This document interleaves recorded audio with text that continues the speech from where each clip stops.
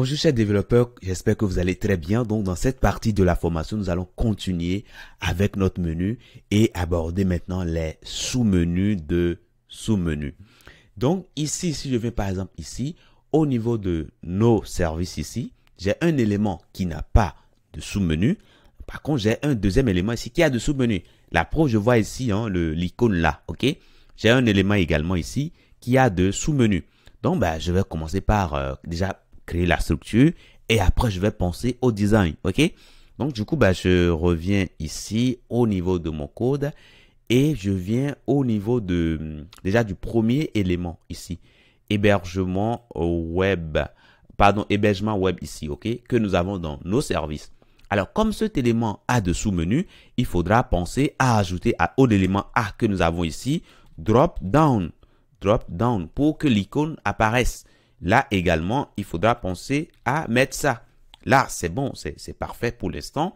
Maintenant, le sous-menu que nous avons pour cet élément-là, nous allons le mettre tout simplement à l'intérieur ici, tout simplement.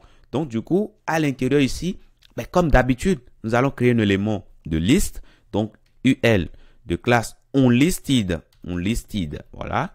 Et à l'intérieur de ça, nous allons créer un élément LI, ok, un élément LI qui aura pour classe nav item. Voilà, tout simplement. Et après ça, maintenant, nous allons créer à l'intérieur un élément A qui aura pour classe P20, ok, qui aura pour classe encore bloc, ok, bloc. Voilà, tout simplement. Et là, c'est bon.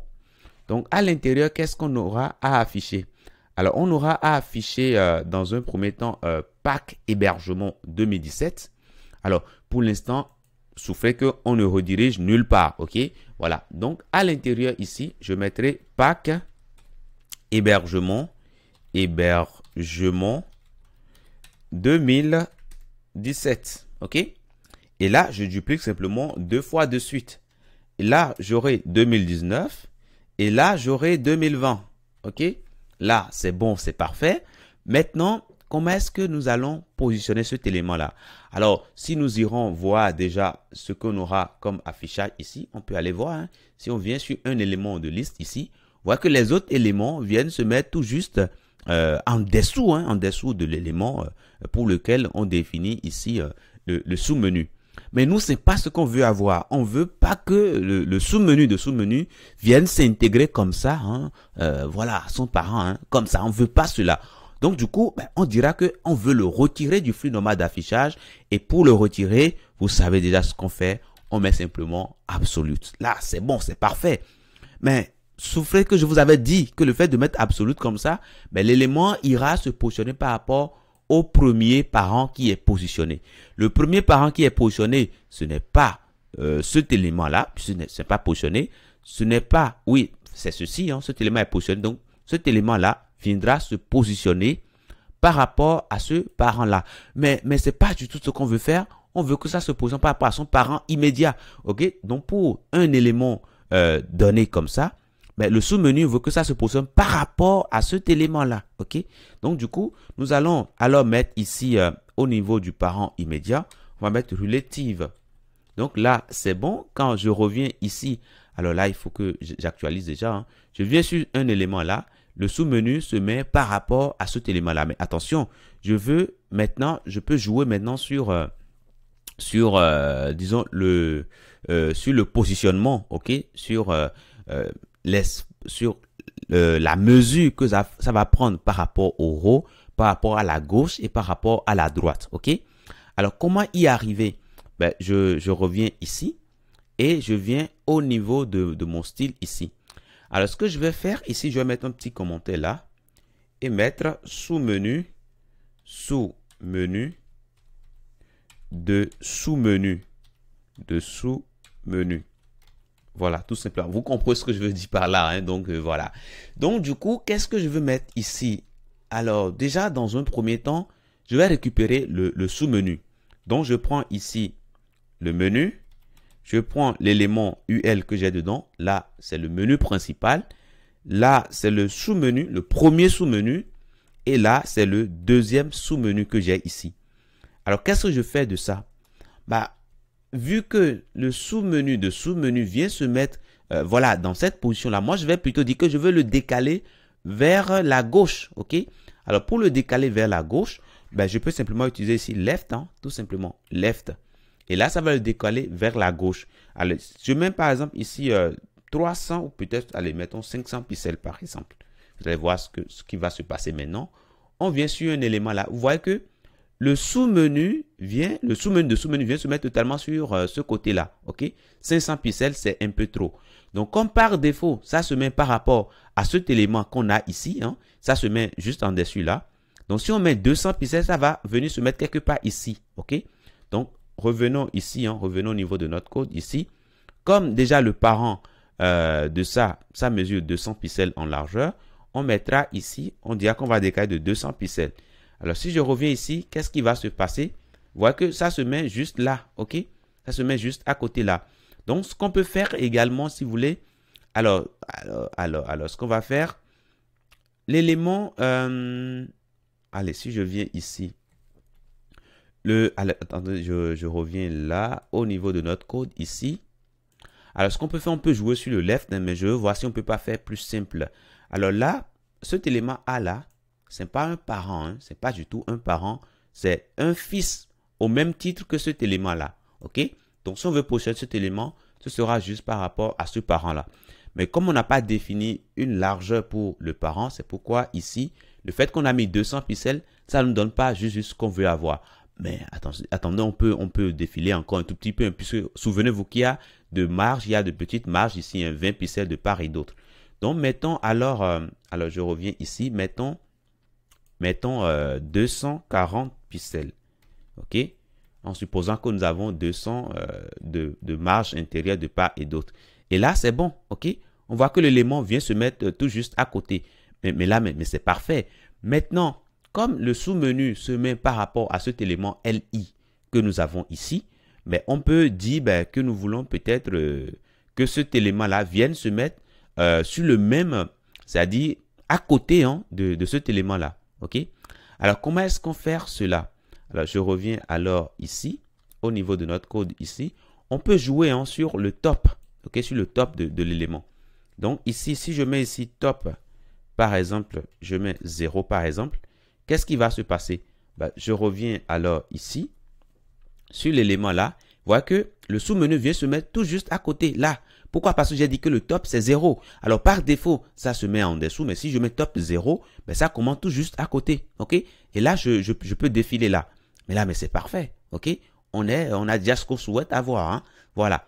Maintenant, pour cet élément-là, bon, avant d'aller sur le deuxième ici, je tiens à vous faire remarquer que par défaut, il suffit simplement de venir ici pour que le sous-menu de sous-menu s'affiche. Mais attention, ce n'est pas ce qu'on veut avoir. On veut que par défaut, le sous-menu de sous-menu soit caché. Mais c'est lorsqu'on vient sur le sous-menu qui dispose lui-même de sous-menu, c'est en ce moment-là que le sous-menu s'affiche. C'est-à-dire le sous-menu associé à l'élément sur lequel on est. Donc, du coup, ce que je vais faire ici, permettez-moi, je reviens tout juste ici. Et qu'est-ce que je vais dire? Je vais dire que par défaut, mon sous-menu de sous-menu, je vais cacher ça. Donc, display, je mettrai none là. OK? Donc, du coup, lorsque je vais revenir ici, alors, j'actualise ici. Hein. Voilà. Lorsque je viens là, normalement, je veux que ça soit caché. C'est ça. Hein. Donc, du coup, attention, je reviens ici. OK? Et qu'est-ce que je vais faire ici? Alors, ça, c'est pas ce que je devais faire. Attention. Je duplique ça. OK? Je duplique ça. Et j'enlève le contenu. J'enlève le contenu. Alors, ce n'est pas l'élément UL que nous voulons cacher, mais c'est plutôt... Donc, ce n'est pas cet élément qu'on va cacher tout simplement, mais c'est lorsqu'on va venir sur l'élément ici. Alors, le fait qu'on mettait ici display none ici, ça fonctionnait correctement parce que même par défaut, on ne voit pas le sous-menu de sous-menu. Par contre, on va dire, mais lorsqu'on viendra sur l'élément du menu principal, ok, c'est en ce moment-là que nous allons cacher, hein, qu'on va cacher le sous-menu de sous-menu. Donc, je mets ici LI et je mets ici over. OK? Voilà. Donc, lorsqu'on vient sur le menu principal, il faudra penser à cacher le sous-menu de sous-menu. Donc, display ici, je mettrai none. OK? Donc, si je reviens ici, je viens sur l'élément là, le sous-menu de sous-menu est caché. OK? Voilà. Par contre, lorsque je vais venir sur un élément qui dispose de sous-menu, il faut que en ce moment-là, le sous-menu puisse s'afficher. Donc, du coup, je reviens alors ici. Et ce que je vais faire ici, permettez-moi, je duplique ça. Donc, lorsqu'on va venir sur... alors là, on est sur le menu principal. Et là, on a le premier sous-menu. Maintenant, lorsqu'on va venir sur l'élément LI, hein, donc je mettais là over. Voilà, lorsqu'on vient sur l'élément LI de notre premier sous-menu ici, là, en ce moment-là, il faudra penser à ouvrir le sous-menu associé à cet élément-là. Et donc, du coup, pour l'ouvrir, on mettra ici bloc. OK? Bloc tout simplement. Donc, je reviens ici. Je viens sur un élément là. C'est bon, c'est nickel. Je viens sur cet élément-là. Cet élément n'a pas de sous-menu. Donc, du coup, il ne peut pas faire mieux. Cet élément-là, je viens là-dessus et je vois le sous-menu de cet élément-là qui s'affiche correctement. OK? Et je peux venir sur le sous-menu là. Et là, mais c'est parfait. OK? Je viens sur le dernier élément là, mais le dernier élément n'a pas de sous-menu et par conséquent, ben, rien n'est affiché. Donc, nous allons ajouter les sous-menus pour le reste des éléments. Donc, si vous voulez, alors je vais décaler un tout petit peu. Nos services à de sous-menus. Ici, alors attendez, je descends un peu. Au niveau de hébergement premium, nous allons également ajouter des sous-menus. Bon, attendez. Hébergement, c'est bon pour les sous-menus. Maintenant, hébergement, pardon, pack premium ici, hein, nous allons ajuster ça également. Alors, si je viens ici, nous avons hébergement web, nous avons nos services cloud. Bon, pour l'instant, on va mettre également de sous-menu pour cet élément-là rapidement. Donc, nous allons chercher ici service cloud. Voilà, c'est ça ici, service cloud. Donc, nous allons mettre de sous-menu pour ça. Et puis, ben, on n'ira pas chercher loin. Hein. On va simplement prendre le sous-menu qu'on a créé tout à l'heure ici. Hein. On va simplement copier ça et aller simplement ajuster. Donc, du coup, ben, je viens ici au niveau... Allez, je vais décaler un tout petit peu. Voilà, au niveau de service cloud ici. Hein, voilà. Et qu'est-ce que je fais? Ben, je mets simplement le sous-menu. Et je n'oublie pas hein, de mettre ici relative. Relative. Voilà. Et qu'est-ce que je mets maintenant à l'intérieur ici? Ben, je vais mettre les services cloud. Attendez, on va voir déjà ce que nous avons mis de l'autre côté. Donc ici, c'est plutôt service. C'est plutôt cloud. Cloud. AWS et ici 2017. OK? Voilà. Alors, ces deux lignes-là, permettez-moi, je peux enlever et dupliquer deux fois.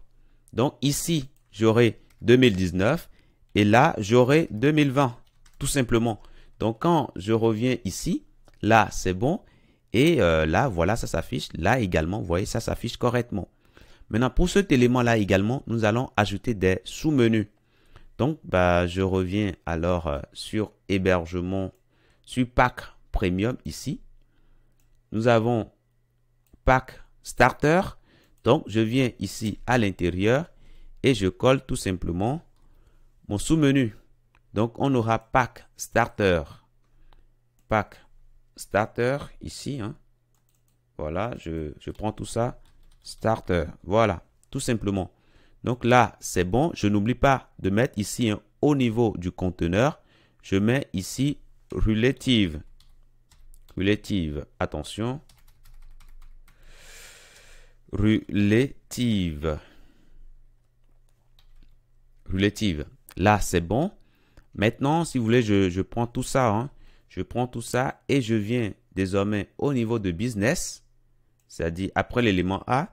Je viens également au niveau de ultime. Après l'élément A, je fais entrer. Et qu'est-ce que je fais là? Ben, je colle tout simplement. OK? Voilà. Donc, au niveau de ultime, pardon, déjà au niveau de business ici, on va changer. Hein? On mettra business. Business. Voilà. Et au niveau de ultime ici, nous allons prendre tout ça. On va mettre ultime. Voilà, tout simplement. Mais là, c'est bon. Donc, si on revient ici, au niveau de l'affichage, là, service, là, c'est bon. OK? Là, tout est nickel. Premium, là, nous avons ici hein, les sous-menus. Mais attention, pour que l'on sache que ces éléments-là ont de sous-menus, il faut qu'on mette des drop-down, ok, sur ces éléments-là. Donc, au niveau de pack business, au niveau de pack ultime et au niveau de pack starter également, allez, sur les éléments A, hein, voilà, je mettrai drop-down,